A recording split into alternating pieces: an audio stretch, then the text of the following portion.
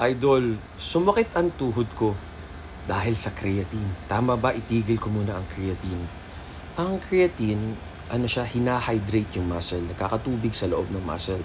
Therefore, pag nagbuhat tayo, mas malakas tayo. Kasi yung tubig sa loob ng muscle, pag may carbs, mapupunta yun doon. Tapos napansin nila na yung mga taong may high impact sa ulo, yung high contact sport like basketball, football, boxing, nasusuntok lagi yung ulo, nakakatulong yung creatine to protect the brain, neuroprotective siya. So far, wala naman siyang kinalaman sa hair loss. Wala pa silang study, so di natin alam. Baka talagang makakalbo ka.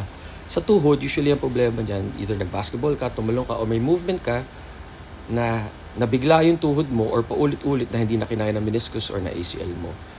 So far, parang walang kinalaman yung creatine. O, kung may alam ko yung dahilan, feeling ko ang dahilan, may movement siya na ayaw ng tuhod niya, so sumakit yung tuhod niya. Tama kayo, mali ako, not your doctor. Do what works for you.